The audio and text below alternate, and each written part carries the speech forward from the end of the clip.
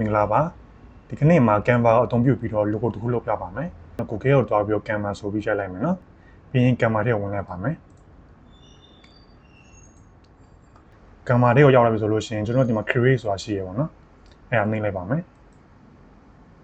နှိပ်ပြီးပြီဆိုရင် create new ဆိုတဲ့ထဲမှာကျွန်တော်ဒီဘက်ကိုနည်းနည်းတွားလိုက်မယ်ပေါ့နော်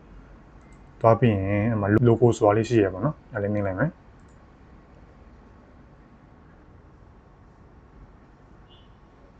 ပြီးပြီဆိုရင် Canva နေပြီးတော့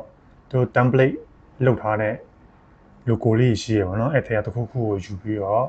ကိုကြိုက်တဲ့တစ်ခုခုကိုပေါ့နော်ကျွန်တော်ကတော့ဒါလေးလောလောဆယ်ဒီကောင်လေးကြိုက်တယ်ပေါ့နော်ကြိုက်တယ်ဆိုဒီကောင်လေးရွေးလိုက်ပါမယ်ပြီးပြီဆိုရင်ဒါလေးကိုကျွန်တော်လိုချင်တဲ့ပုံစံလေးနည်းနည်းပပြင်လိုက်မယ်ပေါ့နော်ဒီဟာလေးကြိုက်တယ်လောလောဆယ်ကဘာပြင်ရမလဲဆိုလို့ရှိရင်ကျွန်တော်စာလေးပဲပြင်ရမှာပေါ့နော်ဆိုတော့ဒီကောင်လေးကို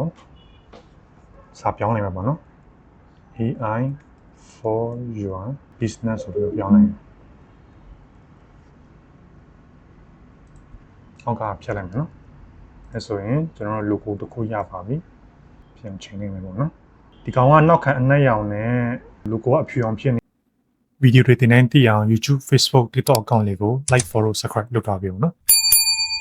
တကယ်လို့ကျွန်တော်တို့ကနောက်ခံအဖြူအောင်နဲ့ logo အမရောင်လုပ်ချင်တယ်ဆိုလို့ရှိရင်လည်းဒီအောက်မှာ add page ဆိုတာလေးနှိပ်လိုက်မယ်နော်ဒါလေးကိုအဖြူအောင်ပြောင်းလိုက်မယ်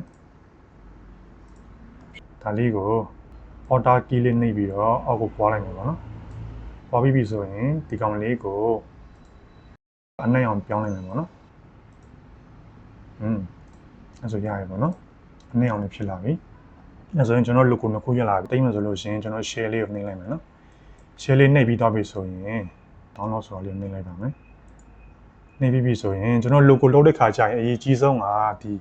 transparent background ဆိုတာလေးကိုဖွင့်ထားဖို့လိုမယ်ပေါ့နော်ဒါလေးကိုဖွင့်ထားပါမယ်ဒါလေးနှိပ်ပြီးပြီဆိုလို့ရှိရင် download button နှိပ်လိုက်ရပါပြီဒီ transparent မနှိပ်ဘူးဆိုလို့ရှိရင်တကယ်လို့ကျွန်တော် logo လေးကိုတောင်းလိုက်တယ်ဆိုလို့ရှိရင်အနောက်က background လေးပါနေမှာပေါ့နော်အခုကကျွန်တော် background မလိုချင်ဘူး logo လေးတည်တံ့လေးလိုချင်တာဖြစ်တဲ့အတွက်ကြောင့်မလို့ဒီ function လေးကိုသုံးရတာပေါ့နော်ဒီ function သုံးပြီးဖို့က Canva Pro version ဖြစ်ဖို့လိုမယ်ပေါ့နော်အဲဆိုရင်ကျွန်တော် download button နှိပ်လိုက်ရင်ရပါပြီ